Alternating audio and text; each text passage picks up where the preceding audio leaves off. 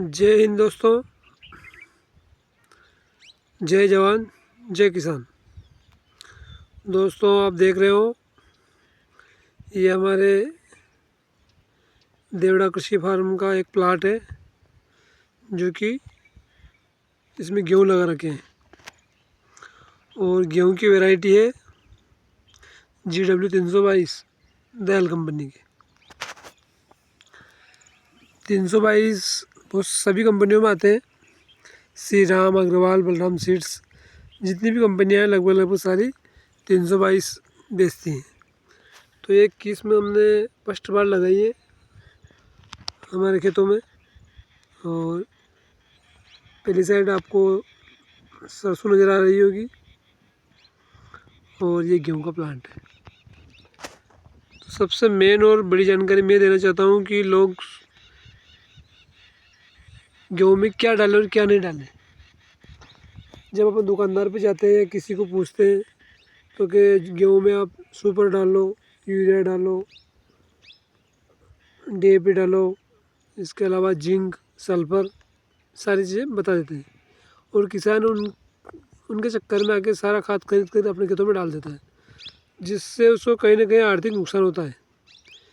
क्योंकि अलग अलग एरिया वाइज कुछ एरिया में खेतों में ऑलरेडी कुछ न कुछ तत्व पाए जाते हैं। मान लो बहुत सारे खेतों में फॉस्फोरस की मात्रा अधिक होती है, कहीं कहीं जिंक होता है ज़मीन के अंदर ऑलरेडी, कहीं कहीं पोटास होता है। तो ये सारे बहुत सारे नाइट्रोजन बहुत सी जगह ज़्यादा पर्याप्त मात्रा में पाई जाती है।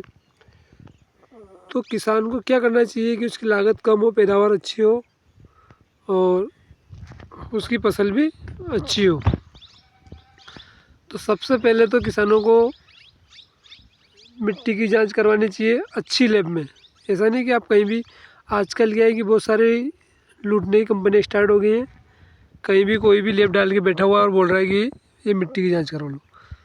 जो प्रमाणित हो, अच्छी हो, गवर्नमेंट सर्टिफाई हो, ऐसी लैब में आप मिट्टी की जांच करवाएं। और मिट्टी की जांच के बाद आपको पता चलेगी कि अपनी ज़मीन में, अपनी भूमि में या अपनी मिट्टी में क्या कमी है और क्या नहीं है। मान लो सिंगल फास्फोरस की कमी तो वही डालें। अगर आपकी ज़मीन में जिंक उपलब्ध है, रिपोर्ट में अगर आपके जिंक की आवश्यकता नहीं तो जिंक नहीं डालें, पोटास की आवश्यकता नहीं तो पोटास नहीं डालें। जो आपकी ज़मीन में कमी हो वही चीज़ आप इसको डालें, तो आपकी फसल भी अच्छी होगी, आपका उत्पादन भी घटेगा, आपका उत्पादन भी बढ़ेगा और आपकी लागत भी घटेगी।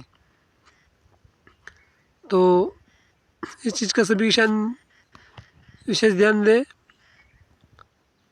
और मिट्टी की जांच अवश्य करवाएं। और एक बात और मैं बताता हूँ, 100 बात की एक बात, अगर आपके पास में पर्याप्त गोबर की खाद हो, वो भी देसी गाय की, अगर वो डाल रहे हो आप खेतों में, तो आपको दुनिया की कोई भी खाद डालने की ज़रूरत नहीं है। क्योंकि अभी मैं राजस्थान से हूँ, राजस्थान में आप देख रहे हो हमारे जो कृषि मंत्री हैं मीणा जी, उन्होंने बहुत सारी फैक्ट्रियों में छापा डलवाया है, डाला है, जो नकली खाद बहुत सारा मिला है, जो कहीं ना कहीं ये कंपनियाँ वाले नकली खाद बनाकर किसानों को चूना लगा रहे हैं।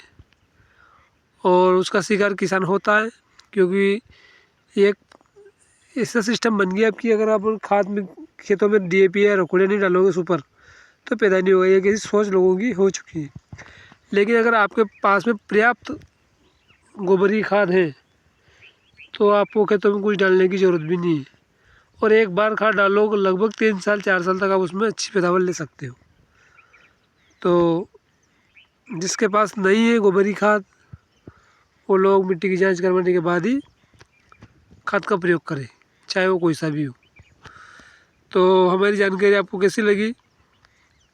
अगर जानकारी अच्छी लगी हो और आगे भी इस तरह के हमारे वीडियो देखना चाहते हो जानकारी के, तो आप हमारे चैनल को लाइक करें, शेयर करें और सब्सक्राइब करें।